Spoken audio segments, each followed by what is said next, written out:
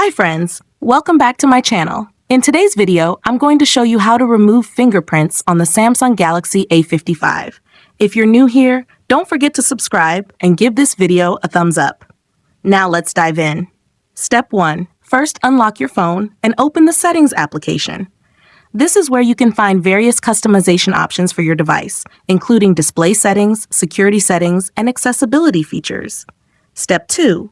Now, locate the search icon in the top right corner and tap on it. The search feature makes it much easier to find specific options without having to scroll through multiple menus manually. Step 3. In the search bar, type fingerprints and wait for the results to appear. This will display the relevant options for adjusting your default app settings. Step 4. After performing the search, find fingerprints and tap on it. Then, tap on the option again and enter your password or PIN to proceed.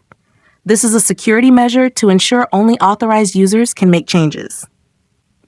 Step 5. For the last and most important step, choose the fingerprint option, tap the Remove option, and then lastly, tap Remove one more time to confirm. This will instantly delete the fingerprint from your device. If you found this tutorial helpful, don't forget to give it a thumbs up and subscribe to my channel for more great tips.